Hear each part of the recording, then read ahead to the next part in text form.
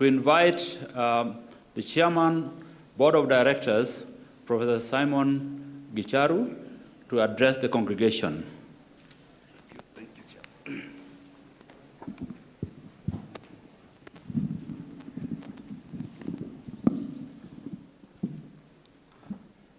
Good morning, ladies and gentlemen. Graduates, can I hear you? Good morning. Asanteni sana. You know, sometimes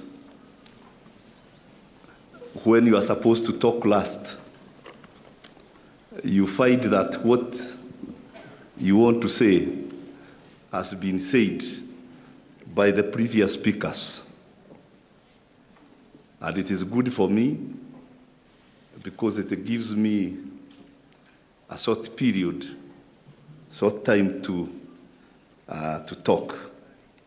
The Chancellor, Professor John Stratus, the Chief Guest, Right Honorable Dr. Moses Wetagura, EGH, Speaker of the National Assembly, our area Member of Parliament, Honorable Alice Nganga,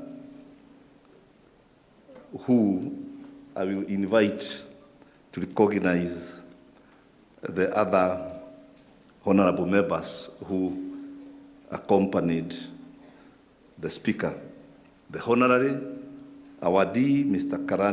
Karim Khan, Prosecutor, International Criminal Court, who is accompanied here by wife and friends. The Principal Secretary, State Department for Higher Education, Research, Ministry of Education, Dr. Beatrice Muganda, who is represented by Mr. Mugai. All the rest had been mentioned by the previous speaker, so I will not again repeat mentioning them. I want to start by acknowledging a message that I received this morning from one of our former graduates, Caleb Lono from Bomet. When I saw that message, and because I receive many messages from our previous graduates, I thought he was possibly requesting me to ask a honorable speaker for a job. But fortunately, he told me that I secured myself a job. And all what he wanted was to challenge the university through me that we should start a program on medical social work, which I forwarded to the Vice Chancellor. And I want to assure Lono, wherever you are, your message is where it ought to be with the Vice Chancellor, and we will look at it. And congratulations once again for securing yourself a job. Ladies and gentlemen, I want to start by congratulating the graduates and appreciating you for having chosen Mount Kenya University as your preferred institution for higher learning. When you are doing this, I know it has not been easy for the last 3 years because of this COVID-19 pandemic that came, but despite that, ladies and gentlemen, our graduates, you are able to overcome that, and that is why you have made us proud to come to this ceremony to celebrate you for having fulfilled your requirements. I want to go further and say the board of directors, or the founders of this university, is committed in developing world-class infrastructure, and not only ourselves, we have partnered with other collaborating agencies, such as Japan International Cooperation Agency, that recently helped us to launch a 450 million project that we are going to undertake, that the university will undertake in collaboration with Osaka State University. We are also committed in supporting internationalization of the university by ensuring that we attract international students, and I'm told by the Vice Chancellor that as we sit here today, we have 80,000 international students from over 40 countries, and 400 of them are graduating with us here today. A clap for our international students. When we are talking about internationalization, we will not stop it at that, but we will also say that even if we know and we have been told that the jobs are fewer in Kenya, not only in Kenya, also in other African countries, what we are also saying is that graduates, also I want you to start thinking international and go out there and try to look for jobs. I have been impressed by Kenyans that I meet in other countries, and they say, I said, and I told myself that I'm not going to sit in my own country and complain that there are no jobs.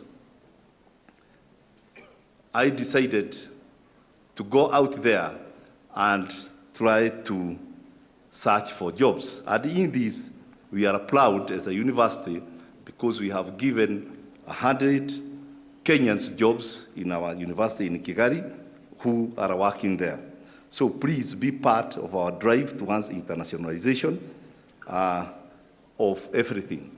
And the choice, when we decided today that we are going to have our honorary doctor, our dean, Karim Khan, the message that we wanted to also sell to you graduates is that Dr. Karim Khan was born in Scotland, in UK, but now he works in Netherlands. And he has before he has also worked in other countries across the world. So don't just think local, because we have students who want to study in their own home counties. They study secondary school in their own home counties, then university in their own home counties, and start looking for jobs in their own home counties. And when they are unable to get, then they say that there are no jobs. You go out there, be like Karim Khan, who is seated with us here today. And when I see Khan seated with us, it's a message that international criminal court is not an institution. When we see Khan, then we start saying that possibly this and this and this is happening. No, he is here to send a message to us that we become international. Not every time that we see him, then we see that there are criminal matters. Today is not a day for criminal matters, it's a day to celebrate him in our own university. There are quite a number of very many opportunities, and this is not the time for me to go down talking about where opportunities are. We are going to keep on engaging you through our Office of Alumni. When we have something to tell you, I will challenge the Office of the Alumni to share with our students on opportunities available. We have been talking about university education reforms, and many people have been asking me what is up in university, how are you affected? And as yesterday, the president launched a new university, open university, and again, many people were asking me, what is it, how is it going to affect us? And I simply said that the education reforms, the new open university, is going to create also new opportunities for all of us. So there is no really competition or anything wrong, and I want to say that we are going to support the university education reforms as presented to His Excellency, the President, as a university. I want to go to the mental health a little bit as a challenge to us today, and I want to say that the university, and I am impressed because my the co-founder of the university, who is my wife, Dr. Jane Newto, has taken it upon herself and initiated an organization called Might and Beyond Counseling Center, where she is actively involved in addressing this issue on mental health. As I will be requesting Honorable Speaker Dr. Moses Wetangula, when he is in Parliament together with other members of Parliament, to look at legislative framework for the issues of mental health. I want to say that sometimes we disguise the issue of mental health. When I go to check up in hospitals, in a hospital, wherever I feel I need to be checked, when sometimes sometimes we find ourselves being quite a number of us who want to be checked, but I have never seen any person saying I want to be checked mentally, because some people feel that talking about your mental health is like a taboo. Let's also start thinking and really taking it seriously. As we were talking with the Vice Chancellor sometimes in the last 2 weeks, and he was informing me about the graduates, then I took an opportunity to ask the Vice Chancellor, what about our previous graduates? He was telling me that the certificates, and it is not me to disclose that, when he was telling me about that the certificates will be ready as soon as you graduate today. Then I asked him, what about the certificates of our previous graduates? And he told me from the time of COVID-19, there has been an issue where the university allowed students to sit for the final exam without paying the full fees, and others had delayed collecting the certificates because of various challenges. And when we looked at the number, we saw that about 4,000 students over time had not collected their certificates because of various small issues.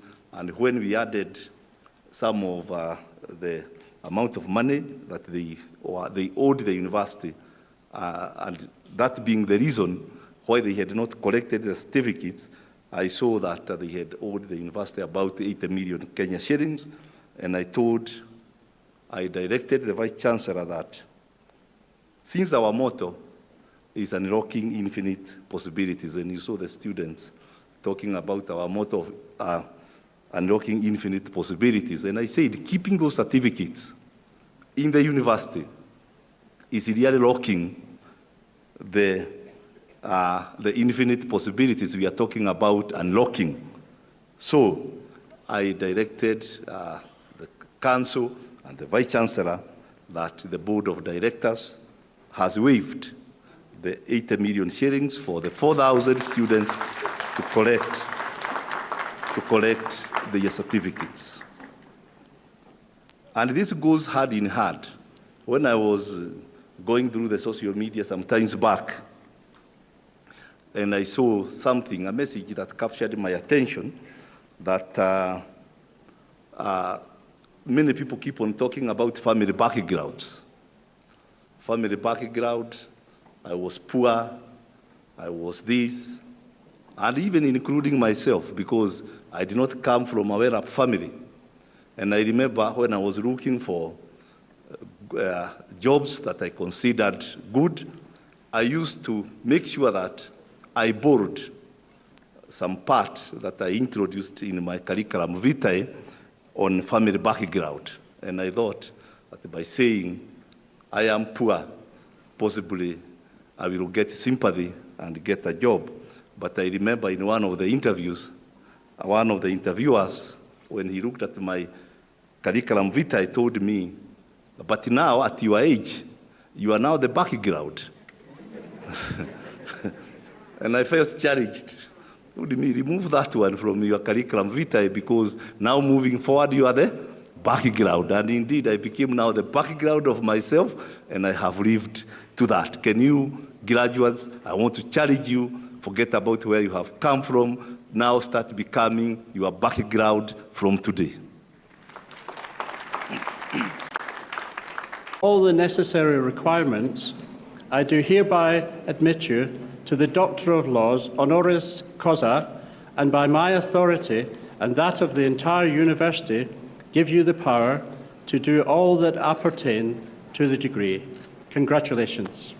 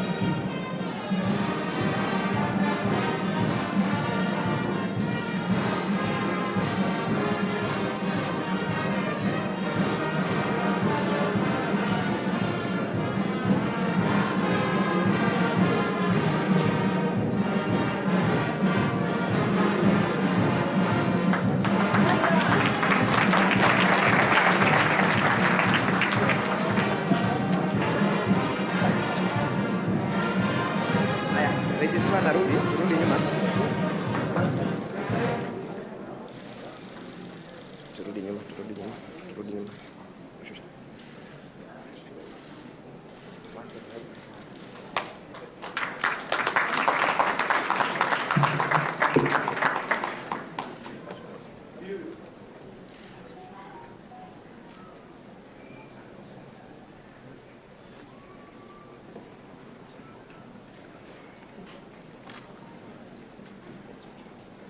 It is now my It is now my pleasure to invite the honorary degree graduate to give his acceptance speech. Thank you.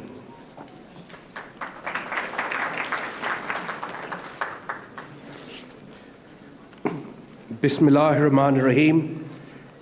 In the name of the Almighty, the most gracious, the ever merciful, Chancellor Professor John Struthers, Vice Chancellor Professor Jagani, the outstanding Chairman of Mount Kenyon University, Professor Gicharu, Chief Guest, the Right Honourable Dr. Moses Wetangula, Elder of the Golden Heart, Speaker of the National Assembly of this great country, Ambassador Francis Kirimi Mathaura, Elder of the Golden Heart, distinguished members of Parliament, faculty members, students, graduates, and family members, I greet you in the name of peace. Assalamu alaikum wa rahmatullahi wa barakatuhu. I hope you are awake and not asleep. Are you awake? So lunch is to come soon. And it's been a long morning for you and a long number of years. But perhaps a bit of food for thought still can fill some space after the many speeches that you've heard. The first word I must utter is Alhamdulillah, which is an Arabic word of all grace belongs to God, by the grace of God. Because I don't have the honor to hold a Kenyan passport or to be a Kenyan national. I don't have the honor of being born in the continent of Africa, though I have lived here and worked in the continent for many years. But as a stranger, but as a friend, I was really humbled to receive the invitation to be given this honor and to join all of you on your very special day. I think it's been said many times, this is not an ordinary day. Each of you has a story that is unfinished, but an important chapter is coming to an end, but very exciting chapters you can write in the book of your life. And you know your own stories. It's been touched upon that we've had some years of tragedy and unprecedented difficulties with the COVID-19 pandemic. People have been lonely. People have been sick physically. Also, as the distinguished chairman mentioned, mental health issues have been increasingly apparent around the world. And having a university like this, the largest private university not only in Kenya, but in the whole of East Africa and Central Africa, you have struggled and studied and worked hard,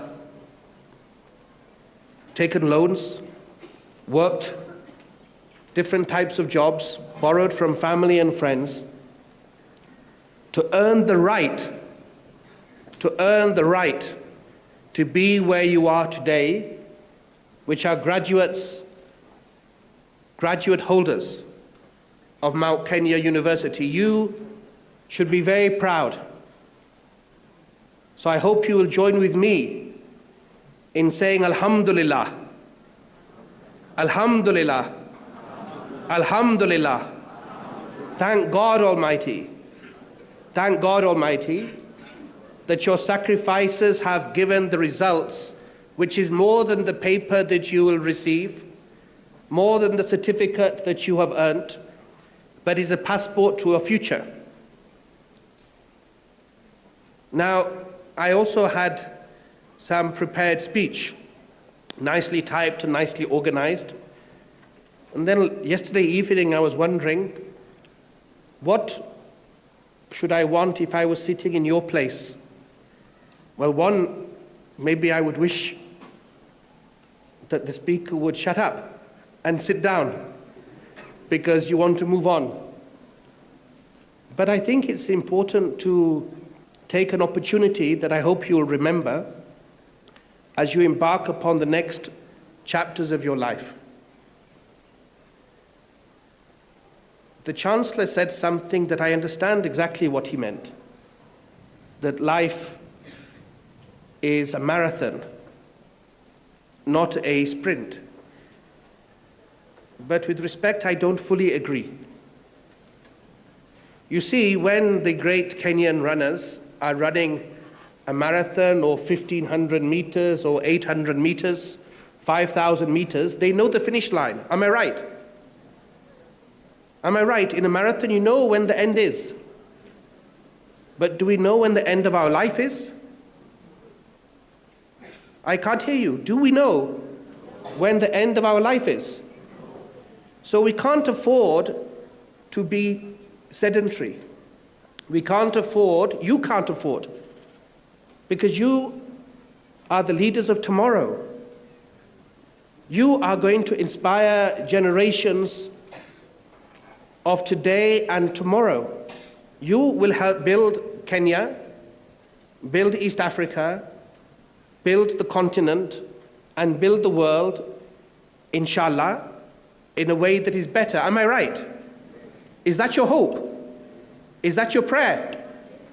So the way to work is to realize we don't know when we will meet our Maker. How many loved ones have passed during COVID? How many tragedies do we see even on the football field? Football was mentioned. We have seen even very fit footballers, slim and fit, and they have heart attacks. So please, don't leave till tomorrow something that can be done today, because we don't know when our life story will end. So do good today. Be kind today. The Prophet of Islam, I am a Muslim, I'm a member of the Ahmadiyya Muslim community. The Prophet of Islam said, even a smile is charity. I go back to COVID, so many people were lonely. In Africa, in Kenya, we have family environments, it's a blessing. In the Northern Hemisphere, so many people particularly were so lonely because the societal structure was different. Even people with money, even people with wealth.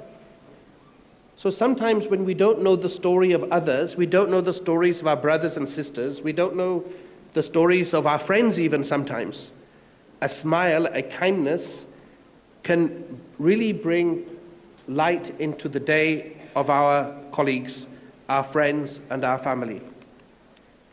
So when we realize that we don't know the finishing life of the marathon, whether God has given us the distance of a sprint, or whether we have the blessing of health and long life, that our life can be a marathon, what do we chase? Some may say money, some may say fame. But if one believes in God, or if one believes even in inner contentment, my advice, my very humble advice from somebody who has no wisdom, very little wisdom, is to say, serve. If you want to serve God, you must serve humanity. Am I right? So serve each other. Serve each other. Now, in the course of service, some people can earn money. Some people can, in the course of serving humanity, they can get fame.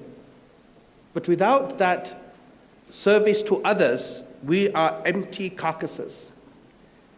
It was George Bernard Shaw. Do we have literature graduates here for English literature? I think there are some, but they must be reading, not listening. George Bernard Shaw said the tragedy of man is that he's a genius tethered to a dying animal. So I go back to this issue, seize the moment to serve. And the other strange thing I will say, because this is a day of celebration, it's a day of reflection also. And what I want to say, please don't run away or turn off. I hope you're still awake. Yes? You know, I find it very strange sometimes people find death a very morbid discussion. Embrace the idea of death. You know, I saw a bumper sticker on a car once. I was driving somewhere in the world, and the bumper sticker said, "Do not take life too seriously. You will not get out of it alive anyway." So, if we realize we're not gods, because the infinite possibilities that is there in the chance of life is juxtaposed with the reality, if you believe in God, that only God is infinite, and we have a temporary time on this earth. One is compelled with that vision facing us in the face to try to serve. Yes, we will stumble, yes, we will sin, yes, we will make mistakes, but this is why we believe in a God that is compassionate and kind. But if you focus on service, suddenly one can achieve, I think, great things and can be content. Because ultimately, contentment is one of the important aspects if we are to be whole as a community and as a nation and as people. The other thing I would like to emphasize is, please realize your own worth. Be self-confident. You know, the world is changing, and even the big powers now have realized that the world of the 1940s, the 1950s, the 1960s are dead and buried. There are batons being passed. There's an interdependency that is staring everybody in the face. in terms of economic balance of power to the southern hemisphere, in terms of resources of the world. And the old idea, because there is prejudice. There is prejudice in the world because of slavery, because of colonialism, because of the darker side of humanity, there is prejudice. But one can counter it not only with love and hard work and focus, one can counter it with your own realization of who you are. You know, India is moving at a very fast pace, but they have a caste system still. The United Kingdom and many other countries, they're well known of having the old class system, not a caste system, but a class system. The chairman said something very wise, many things wise, but one thing he said is, don't look at who your family is or your background is. Be your own background. This is a time when economics means that if you have something of value, speak up, speak out and deliver it. Because there has to be a competition of ideas in the marketplace, in every university, in every business, in every society. And the best idea must flourish and must win. Now, because we have, I saw on the left here, we have the School of Pure and Applied Sciences, I wanted to recall a small anecdote. I had the privilege when I grew up to know a very great scientist, Professor Abdus Salam. He was the Muslim world's first Nobel Prize winner in theoretical physics. He got it in 1979, and just a couple of weeks ago, the main library at Imperial College London was named after him, the Abdus Salam Library. Now, why am I mentioning him? Not because I know him. I knew him and respected him, and his son is a friend and all of that, but because he was a champion, a real champion of diversity. And in Trieste, in Italy, they have founded, he founded a center, it's called the United Nations Abdus Salam Center for Theoretical Physics. And he wanted to bring people from the African continent and from Asia and Latin America to study physics. Now, what I'm saying is, please understand, it's not limited to physics. There is a very famous American scientist called Professor James Jim Gates. He was President Barack Obama's, on his scientific advisory board. He was the first black American to be the president of the American Physics Society. And he wrote a book, gave an article, and he's written about it. Even the United States Supreme Court have cited it in terms of diversity. And he gave a talk about what Abdus Salam taught me about jazz. Now, we had wonderful musicians from the choir of Mount Kenya. Do you agree? Now you're falling asleep again. Did you not like their music? Yes or no? Yes. So what the scientists said, Abdus Salam said that when people only had classical music, they enjoyed classical music. They didn't know that they were poor. But when the African Americans started breaking those rules of percussion and instruments and moving it in a different direction, jazz was created. And when people saw jazz, they said, wow, we would be poor now if we lost jazz. Abdus Salam and Professor Gates and all of you, I'm enjoining you to realize that when the African voices imbue, whether it is science or the arts or literature, ever increasingly, you will transform the sciences and the arts and the music in transformational ways. Now, one of the themes of today, of course, is climate and technology. At the International Criminal Court, of course, we focus mainly on anthropocentrical issues. We're dealing with crimes against individuals. But I think if one is looking at the world at the moment, there are two major threats that you're going to confront. One, of course, is the risk of nuclear escalation. And the other is the environment, and the environment I want to speak about. Next year, God willing, I will be producing a policy paper on environmental crimes. Now, as has been touched upon, this is something that you live with. The respected speaker mentioned this is a farming community. You see it in the rains, farmers see it in the rains. Mount Kenya itself, the glaciers are melting.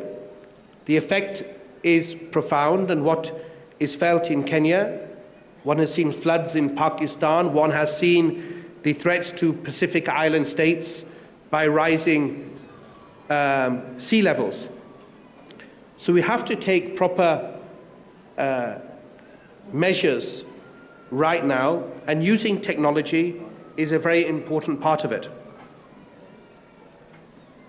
But when one looks at technology, I do want to, this artificial division that has come across sometimes between, say, lawyers and investigators, between, I agree completely, psychosocial, trauma specialists and computer specialists, is disintegrating. And I think this is not only at the International Criminal Court. The depth of knowledge is so deep now, there are so many subspecialities, even in the same field. Sometimes we run the risk of not seeing the wood for the trees. And this is why the cross-fertilization of ideas is so absolutely critical. At the International Criminal Court, we're doing it by building partnerships with universities. In my last mandate, I partnered with Stanford University to bring in psychiatrists and psychologists in terms of the crimes, the awful crimes of the most un-Islamic state, ISIS, so that we can actually deal better with witnesses who've been heavily traumatized. This requires psychosocial understanding. In terms of massive data sets, social media, on the internet, you can't deal with it by analog means of review. We need to use artificial intelligence, machine learning, technical experts. So these are the opportunities that are with you. There are challenges of change, but it is a misnomer to be concerned by it. Many of you who've studied economics will know about Thomas Malthus. There was a Malthusian theory that if the population of the world grew, there would be just completely starvation in the world and the world would end. But man's God-given ingenuity to innovate, to raise and deal with challenges has led to the exponential increase in knowledge around the world. You have had the privilege to dip into some of that knowledge, but I think, as other speakers have said, that's part of life's journey, to keep on learning and keep trying to improve and learn things. But this interdisciplinary approach, I think, has a lot of advantages. Yes, it's a global market. Kenyans are not only the best in the world at athletics, your minds are absolutely brilliant. I've had the opportunity of meeting so many Kenyans. And all over Kenya, two things have struck me from all communities is the kindness, the humanity, the gentleness, and the hospitality that I have received and people that I know have received. But it's also their discipline, hard work, willingness to study, and a hunger for knowledge. So yes, one can go and apply for jobs at the International Criminal Court. You can apply for jobs in the United Nations. You can work in the African Development Bank. You can go to Germany and France and the UK and United States. But this is a great country to build. I'm also very cautious and advise the country in relation to the brain drain. Sometimes the best goes outside, that have studied and learned. So this country has unlimited potentials, and it is really down for you to fulfill that potential. So going back to the environment and my mandate, I have always been really in awe of the youth that have really put the environment on the front pages, the front agenda items of politicians around the world. They're not all environmental scientists, are they? They're not all PhD holders in climate change. But they realize, you realize, your children will realize, your parents are seeing it, that the environment is absolutely critical to the survival of the species. It's too important to leave only to the scientists. In the same way, justice, we need to follow the footsteps of the environmental movement. It is too important to leave to the chief prosecutor of the ICC. Justice is too important to leave to judges of the ICC. It is too important to leave to the judges or prosecutors or defense, even of Kenya. Justice is the God-given right of all of you. Am I right? And this is your history.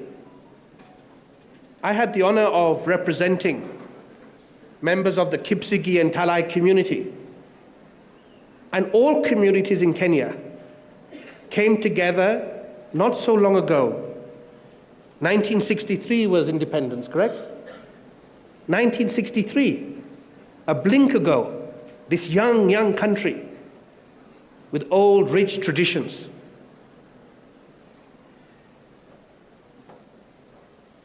One knows what the Mau Mau suffered, what the Kipsigis and Talai or the Maasai, every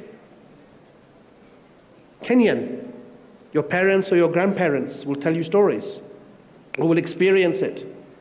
The racism that underpinned whatever good may have come in some parts of colonialism, the idea of racial superiority having any part to play in the world, the idea of white highlands, this compelled justice to triumph, that gave you a flag, that gave you the beautiful anthem that was sung at the opening of this proceeding, and that gives you now a blank piece of paper that you can write your own futures on. So yes, every moment is difficult. Economic job markets around the world are difficult. Technology is moving. But as I said, the idea that things are sedentary, that things are static, is an illusion because we are moving. In the same way the moon is moving around the earth is moving around the sun. Molecules are in perpetual motion. So my late father, once when I was starting out and I applied for many jobs and I was rejected. I was maybe too cocky. I thought, oh, I'm so good, I will apply for some jobs, they will give it to me. And I applied and some interviews and second interviews and then rejections. And even when I got a job, sometimes I went to my late father and I used to call him Abaji. Oh, this is not happening like this. And he would basically tell me, get on with it. He was from Pakistan, he was a Pathan. So I want to recount one saying from the Pathan that I would like you to remember, because I found it myself very helpful. He used to recount to me a proverb which is as follows: O eagle, because I believe you, many of you in the crowd, in the audience, many of you graduating class of 2023 are eagles, not sparrows, eagles. The saying is, O eagle, do not curse the wind. It is not there to push you down. It is there to make you fly even higher. I'm sure your sacrifices and those of your family to date that allowed you to get your robes, that allowed you to do your admission courses, that allowed you to get admitted to this university, to pass your exams, that suffering, that difficulty polishes you, makes you brighter, can make you shine so that you dazzle. So when those difficulties come in life, don't get demoralized. Realize the future is yours. The future of the world depends upon you and people of your generation. And I think the last message, please don't leave it to your children. Collectively, the very senior leaders behind me, together with you, we have to come, I think, very importantly, to this realization. We should not assume there are yet future generations to come that will solve the failings of this generation in this square, in these marquees, or in this stage today. If we realize that certain issues, whether it's the environment, whether it's having international institutions that are fit for purpose, whether it is making justice more equally apply across the world, of yours will be bright, will be exciting, will be honorable, will be full of integrity. And the future of this country will be greater still. And whenever your own marathons end, whenever our own marathons end, at least we can say we ran the race to the best of our abilities. I congratulate you on this finish line of today, and I really pray very sincerely you do great, great things for the world. Think big, believe big, and you will be great. Assalamu alaikum wa rahmatullahi wa barakatuh. Ceremony of Mount Kenya University. As I congratulate all the 6,108 graduates for completing their studies successfully, I acknowledge with gratitude the support accorded to the graduates by parents, guardians, sponsors, and staff, among others, during their studies. Mr. Chancellor, sir, ladies and gentlemen, of the 6,108 graduates who are celebrating their academic achievement today, 3,138 are male graduates, while 2,970 are female graduates. All these graduates have fulfilled all academic program requirements for conferment of various degrees and awards of various diplomas and certificates as follows: 1 honorary doctorate, 15 Doctor of Philosophy PhD degrees, 349 master's degree, 162 postgraduate diplomas, 618 bachelor's degree, 1,542 diplomas, and 421 certificates. Student enrollment at MKU. The university has remained resilient and has continued to strive in enrolling students for various academic programs. In January, April, and May, August 2023 semester, the university registered a total of 54,138 and 54,522 students respectively. This is a clear testimony that MKU has over the years established its niche and maintained quality education. The university has continued to attract both local and international students. Among the enrolled students, we have international students, and a number of them are also graduating today.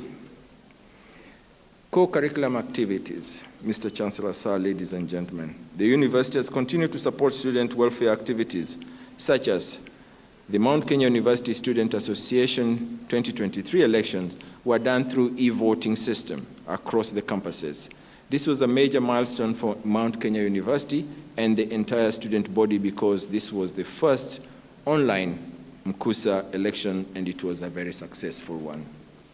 Since last graduation, MKU students have participated in a number of events, such as the Kenya National Drama Festival event that took place in April 2023 in Mombasa County, the 12th edition of East African University Games in December 2022 at Ndenje University in Uganda, emerged the third best overall Kenyan university and 8th best African university, having won 23 medals, 5 gold, 7 silver, and 11 bronze. The student also participated in Sikika Youth Festival and Mental Health Awareness Forum in June 2023, held at the Mwai Kibaki Convention Center. This was a celebration between Mount Kenya University, Cape Media, Conscious Work Consult and Mind and Beyond Consulting Center. The forum ignited conversation on mental health awareness, a problem that is very widespread. MKUSA student leaders participated in African Youth Leadership Forum at Machakos County in June 2023. They also hosted Makerere University Business School Student Guild on a benchmarking visit and exchange program. In pursuit of corporate social responsibility, MKU student and staff, in conjunction with Kiambu County government, participated in community service of cleaning up Thika Town and its environment during the World Cleaning Environment Day in March 2023. The student also participated in a blood donation drive in June, just to mention a few activities that our student and staff have been involved in during that particular period. Academic programs. In order to align with emerging trends and address the market demand, the University Senate supported 2 new programs, namely the Doctor of Philosophy in Biotechnology and Bachelor of Pharmacy upgrading. The Senate also approved revised curricula for Bachelor of Law, Diploma of Law, Bachelor of Science in Natural Science, Bachelor of Science in Science Laboratory Science, and Bachelor of Science in Animal Health and Production. To establish suitability, relevance, and to make MKU program cost-effective in the era of technology integration, the university has progressively upgraded its e-content module into SCOM, file digital content, which is self-paced with voice-over. The digitization of content helps to have online content that is comprehensive and easy to navigate for the learners. Additionally, the university new common units are now offered online and are accessible to all learners in various modes of study. On research, innovation, and community engagement, Mount Kenya has continued to implement her strategy on research, innovation, and community engagement. Some of our progress include the research and innovation. To enhance the research output, the university, in collaboration with the Japanese International Cooperation Agency, JICA, has established a center for malaria elimination. The laboratory will provide a platform for enhancing malaria elimination research being championed by MKU faculty and other biomedical research involving genomics and cell biology technique. It will also offer opportunity for advanced training of students and early career postdoctoral scientists from Kenya and the region at large. As part of the university open door policy, the laboratory will be open to all members of the research community in Kenya. MKU faculty have continued to win competitive research grants from various funding agencies. These include the European Union, World Health Organization, Shionogi PLC, Nagasaki University. The School of Social Sciences has secured a Erasmus mobile grant worth 11 million with the University of Cyril and Methodius in Trnava, Slovakia from 2023 to 2024. This is a learning mobility for higher education students and staff and is part of the university initiative to scale up grant proposal writing and research activities domiciled in schools.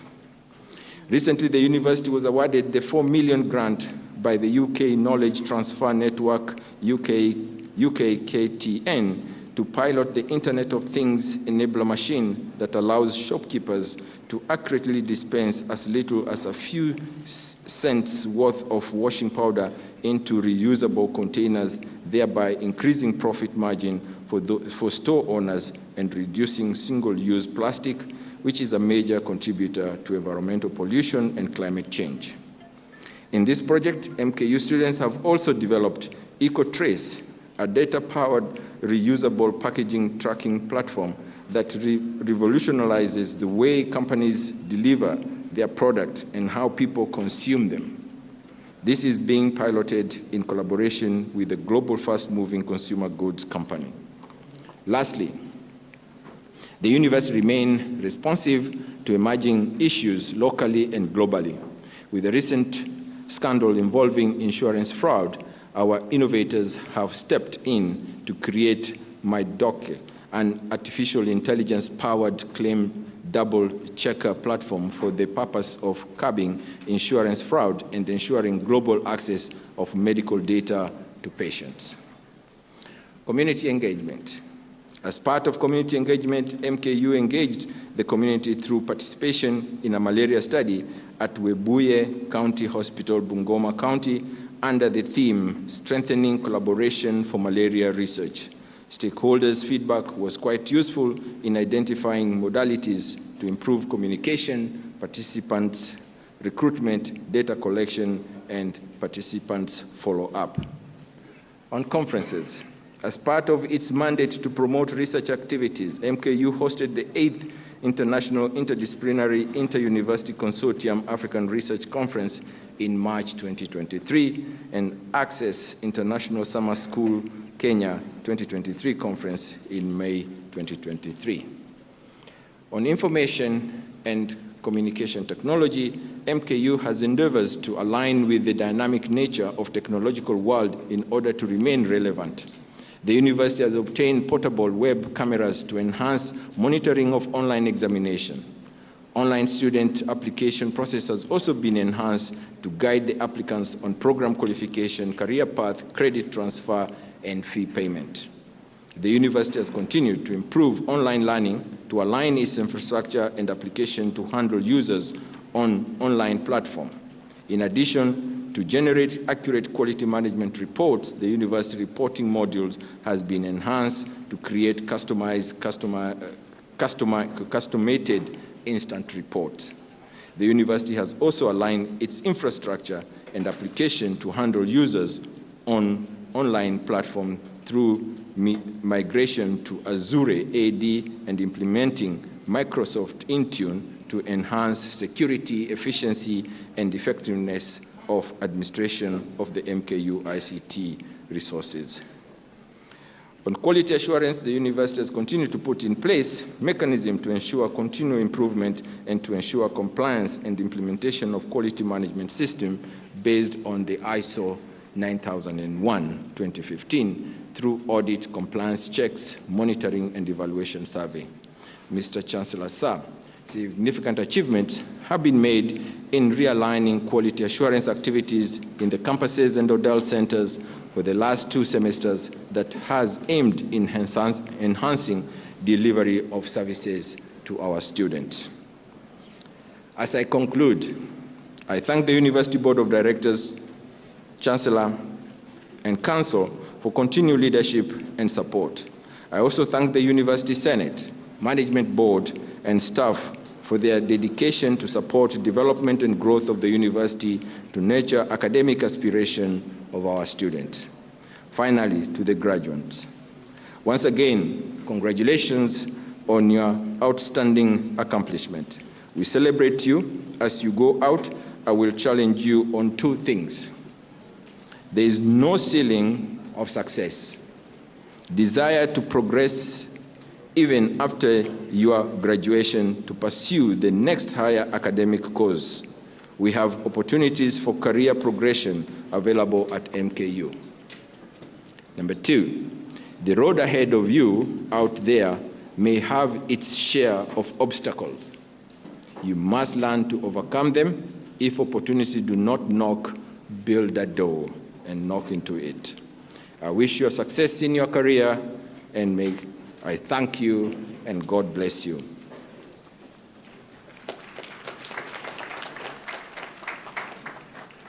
Mr. Chancellor, sir, it is my humble privilege to invite the Chairman of Mount Kenya University Council, Professor Dr. Stephen Agong Gaya, PhD, to address the congregation. Thank you very much.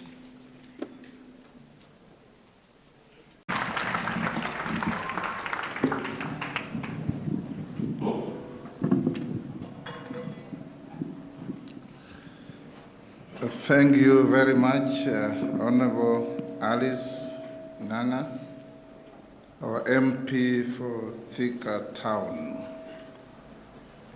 The founder and chairman of Mount Kenya University, my good friend Professor Simon Gicharu, the University Chancellor, Professor John Struthers, the Vice Chancellor of the University, Professor Deogratius Jagani, members of the University Council, Deputy Vice Chancellors, Deans, Registrars and Directors, distinguished international jurist and Chief Prosecutor of the ICC at The Hague, Karim Khan, who is a graduate today, teaching and non-teaching staff of this great university, parents, guardians, graduates, and students, all invited guests. I stand before you on invitation of your chairman. 3 months ago, I bumped into Professor Gicharu in Kigali, Rwanda. He was visiting one of his university branches, and he asked me whether I would be available to come here today to join this momentous occasion for you graduates in celebrating an achievement in your lives. I did agree, and today I have come here to join you. I have some speech here, but let me just talk to you. Wanafunzi ambao mumekusanyika hapa leo, today is a great day in your lives. I'm sure all of you are just waiting for the moment when you'll be told, and now you are granted the power to read and all that appertains thereto. I met here also a good friend of mine, Francis Mudaura, our long-serving diplomat and former head of the public service during the great days of this country under our departed President Mwai Kibaki. I always called him the Prime Minister without the correct title. We are here to witness a moment of greatness in your lives as students.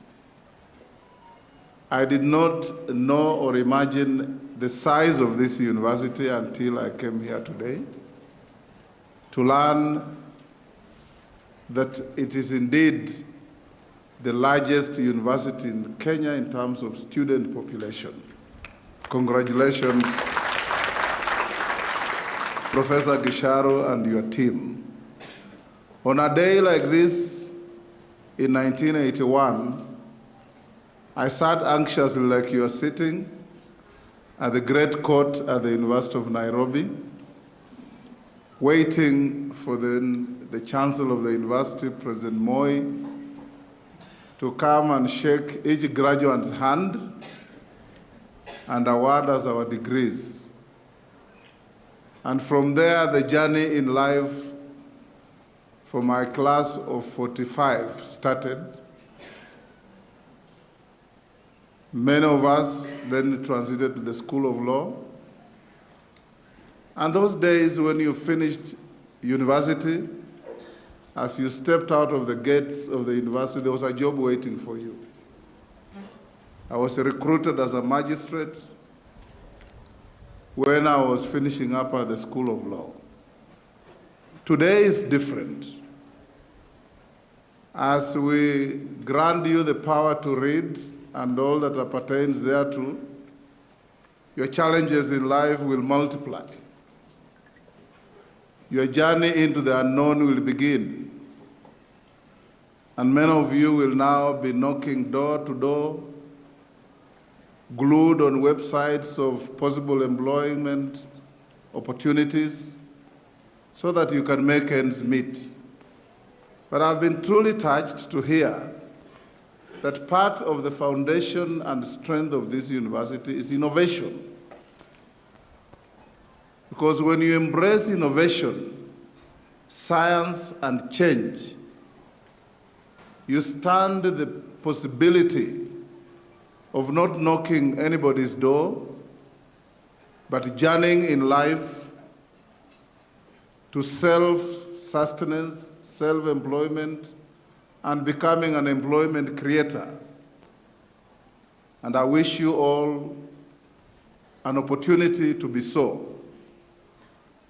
Kenya, honorable ladies and gentlemen, is famed for producing tremendous, admirable, and hardworking human resource capacity. One day I went to a meeting in a small island between the UK and Ireland called Isle of Man. Then in one evening I developed a fever.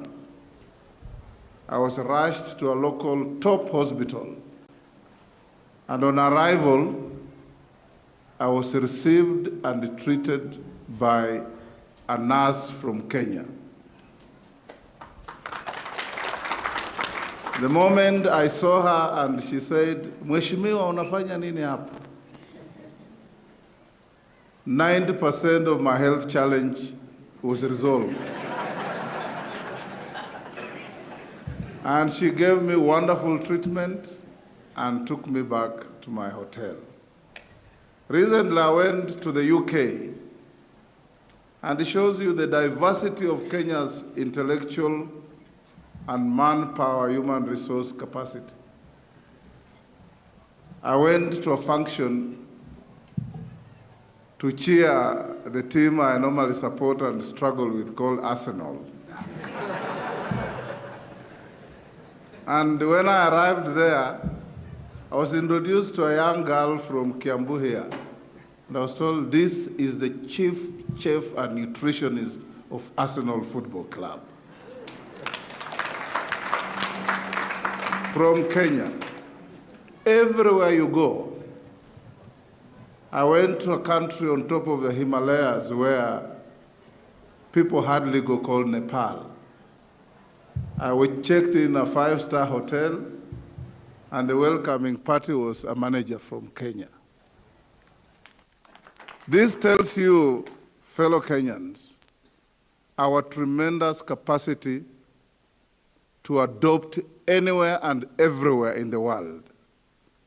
And thanks to institutions such as Mount Kenya University that mold our young people into giving them the opportunity and the ability to fit anywhere in the world in the job market.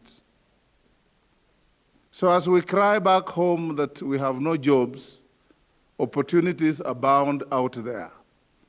You visit our neighbors, Tanzania, Uganda, Rwanda, Burundi, South Sudan, everywhere. The hospitality industry is manned and managed by Kenyans. You go to South Sudan, 90% of the teaching fraternity there are Kenyans, and so on and so forth.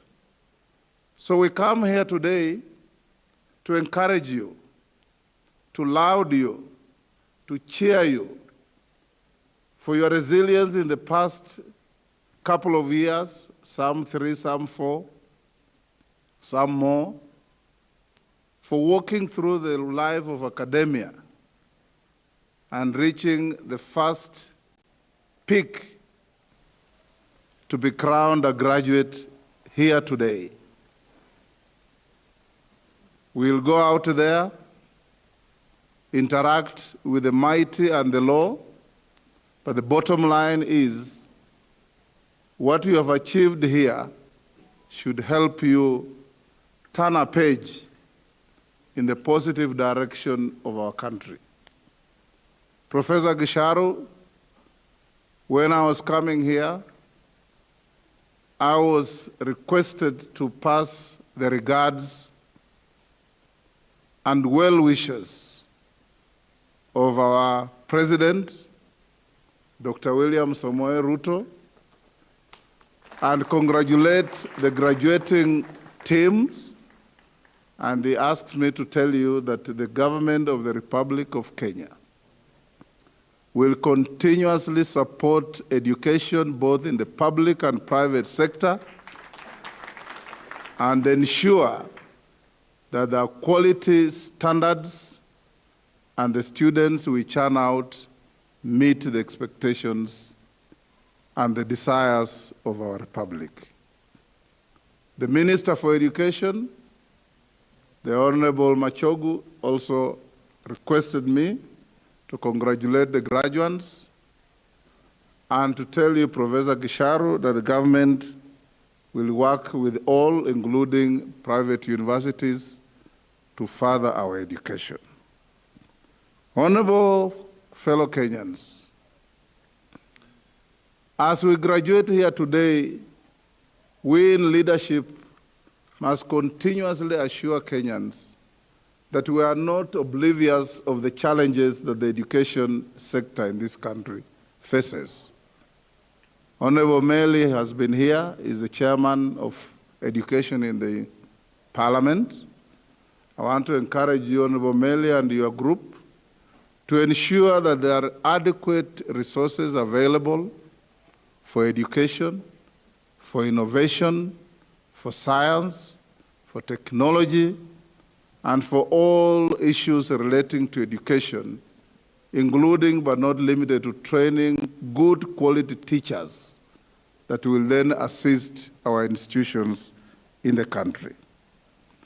Today, you've chosen environment and climate change as one of your themes in this graduating ground. Indeed, climate change is here with us. Our president is the chair of the climate change chapter in Africa and is a climate change champion. He's committed himself to plant 15 billion trees in this country in his first term as our president. I encourage you, as a university, to embrace environmental studies that will help in adding value to our struggle to keep abreast with climate change. Because climate change is no longer a song to be sung in high places, it's right here with us. Those of you who come from villages like I do, you will see diminished and dried up streams that were rivers in our early years. You will see a complete change of the arrival of the rain cycles. You will see longer droughts or inordinately heavy rains that make no sense to the farmer because it comes in torrents and disappears. All these are factors that we need to fight to save the human race from the ravages of climate change. Honorable graduates, leo ni siku yenu, na mimi nasimama mbele yenu kuwatambua, kuwashukuru na kuwapa kongole kwa kustahimili shida za shule. Saa zingine mnakosa malasi, mnakosa chakula, mnakosa karo, lakini mmejaribu kustahimili ili mupate cheti cha masomo na muende huko nje mpambane na maisha. Na maisha huko nje si raha. You will face many things out there. Many of you are going to form and create young families. But I want to assure you, on behalf of the leadership of this country, that the Kenya Kwanza government of President William Ruto inherited a tattered economy. An economy that was in total shambles. It takes a little time to reconstruct. And these MPs here who belong to the institution I lead will tell you that for the first time we closed the year with all monies due to counties fully paid by the 30th of June this year. All monies for CDF. Mama Alice Nganga will not say, I'm waiting for CDF to melipa yote. all monies to women affirmative action paid. And from yesterday, because this area is a farming area, the cost of fertilizer has been dropped from 6,700 in August last year to 2,500 today. And that is the process of reducing the cost of life, cost of living.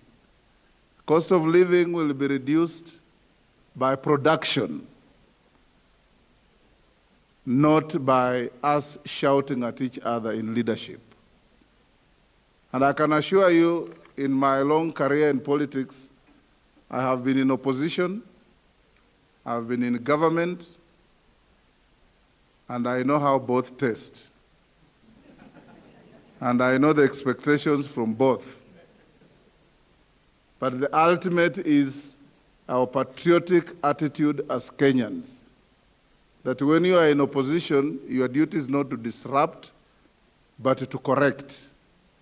And when you are in government, your duty is not to gloat, your duty is not to exalt yourself, your duty is to offer constructive use of public resources put at your disposal so that the country can move forward. At the end of the day, when we pass laws in Parliament, there is no single law called the law of the opposition and the law of the government. It is called an act of the Parliament of the Republic of Kenya. And that is what Kenya should be. I wish you well. I pray for you to go to the job market. The lucky ones will have doors opened quickly. The unlucky ones will work for a little longer. But above all, embrace innovation and self-determination, whether it's in farming, in teaching, in whatever field. This country counts and depends on you to swing the door. And once you swing the door, opportunities will open to everybody. And with these few remarks, I have a written speech from my office. I'll pass it on to the university to go into your records. I thought I should speak to you in the manner I've spoken, because it's a day like no other in your lives. And when I graduated in 1981 and walked out of the university, my father walked after me and told me, from now on, you'll pay fees for all your brothers and sisters. And I'm sure some of you will be told the same. Thank you very much, and may God bless you.